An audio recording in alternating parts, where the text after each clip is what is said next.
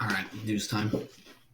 So, Elon Musk completed his deal to acquire Twitter on Thursday, and people threw a pretty big fit over everything. He started by laying off 4 top executives, which is a one way to start the company. And on Friday, when people were getting laid off at Twitter headquarters in San Francisco, there was a man that was interviewed by the name of Rahul Ligma.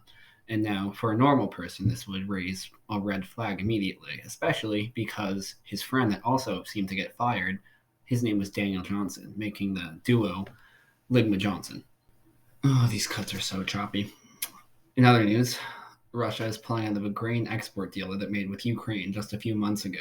And despite for all of Russia's misgivings over the past 6 to 8 months or decades, depending on how you view an authoritarian nation, you do have to acknowledge that their pullout game is still stronger than ours. In international news, the UK picked a new Prime Minister, Rishi Sunak, who will be the first non-white Prime Minister in the UK's history. He will also be the youngest to serve in this century. Now, I find it very interesting that there is now an American in the royal family and a man of Indian descent in the Prime Minister's office. That is the ultimate form of karma for colonialism. Now, Liz Truss was the shortest serving prime minister in the UK's history, which I do feel for her a little bit. She literally lost to a head of lettuce in terms of time spent being alive during her prime minister reign. Or I don't know what the right word is there. But either way, I feel bad for her. I struggle to perform under pressure as well. I just can't finish. I mean, I just struggle to, put everything together like a good tax plan. Back to the wonderful world of America, our relationship with Saudi Arabia has deteriorated again these past 2 weeks after Saudi Arabia went along with OPEC's decision to cut oil production by 2 million barrels a day. So if you don't know, we don't have the best relationship with Saudi Arabia right now. Our guy, Joe Biden, doesn't like their guy, Mohammed bin Salman, because bin Salman has been accused of some less than nice crimes that would probably put the average U.S. citizen in jail for 25 to life. So it makes sense why he doesn't like him. I get it. But we need oil.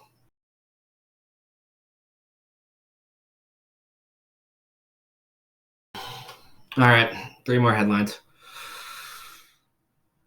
Oh, okay.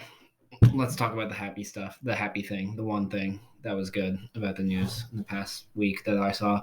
The U.S. deficit dropped. All right, moving on from the only good news that I've heard over the past week. The U.S. housing market's on the brink of collapse again, it seems. Now, I can't pretend to know the economy too well, but home sales dropped for the 8th consecutive month, and mortgage rates top 7% for the first time since 2002, which to me kind of plays to the rule: if it looks like a duck and quacks like a duck, then what you have is an economic collapse. All right, last one. China.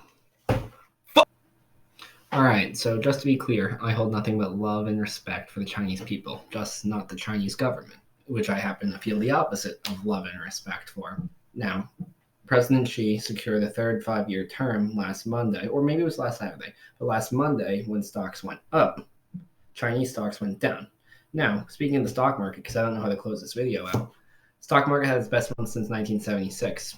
I believe that was after having some of its worst months and then some of its other best months and some of its worst days and some of its best days. So I don't know about the stock market or the economy. I'm pretty clueless about the world. I'm only 20 and I sound like I'm like 17 or 16, and I look probably like I'm 17 or 16 on a good day. But to those of you, like probably, I don't know, maybe 15 people will actually watch this. Even less will watch it to the end. Thanks, Mom. I'm not showing this to my mom. Thanks to whoever of you watched it. It's my first YouTube video. I want to get into it. So thank you. Have a nice day. And, say la vie. I don't know.